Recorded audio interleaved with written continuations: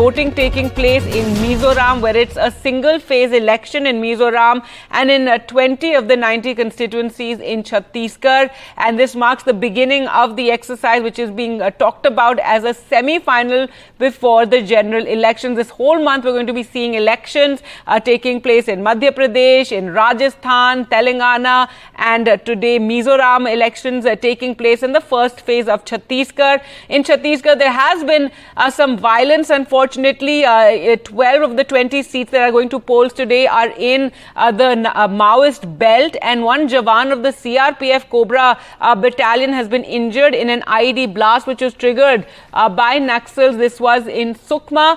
Jawan deployed for election duty. So, as we said, in Chhattisgarh, it's two-phase elections, while in Mizoram, it's a single-phase and a multi-cornered contest. In Mizoram, with several parties, you have contesting the elections there. Chhattisgarh is just the BJP, mainly the BJP versus the Congress. But in Mizoram, you have the ruling Mizo National Front, which is hoping to return. Chief Minister Zoramthanga was there right in the morning to cast his vote. However, the machine malfunctioned and he had to return to cast his vote. Then you have the young Zoram People's Movement, so another regional party there, and which is even being touted as a possible kingmaker when the results come, because given it's so multi-cornered, you have the Congress also in the fray. Remember, Mizoram was their last bastion that they lost to the Mizo National Front. So they're hoping to make inroads and make a comeback. The BJP had got just one seat the last time around, and this time Zoramthanga has in fact distanced himself from the BJP, given the troubles that have been taking place in Manipur. But the BJP would be very keen not to have the Congress make any inroads here. NDTV's Ratnadeep spoke earlier to Mr. Zoramthanga. Well, the problem in Myanmar, and then refugees and problem from Manipur and from Bangladesh.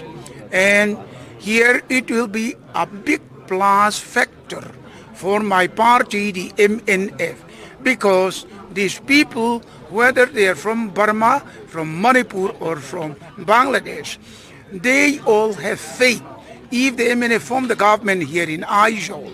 And therefore, in order to comfort them, in order to give them shelter, in order to give them food and shelter.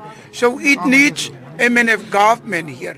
That would be one of the biggest plus points in my coming election. Sir, how positive you are, because of the opposition parties out here, ZPM, are also saying that they are also strong and they are going to form the government out here? Well, I have a full confidence that we will be able to form the government with an absolute majority.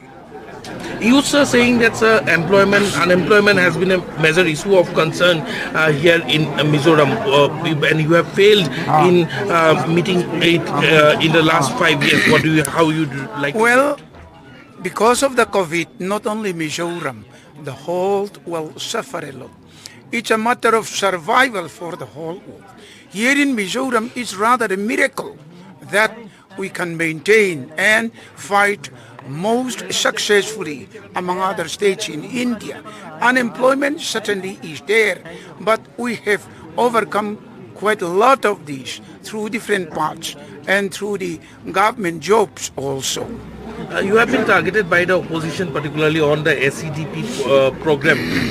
What do you like to say on that? Well, SEDP, one of the biggest obstacles for the success of the opposition people. It was the biggest point, a plus point for the MNF. That is why they targeted and criticized me of my introduction of the SEDP. Sir, almost all political pundits have predicted that it's going to be a hung assembly this time. How do you see your party from henceforth? Like, will you go into a coalition if required from the government? Well, it will not be a hung assembly. It will be a MNF government. I have a full confidence in that.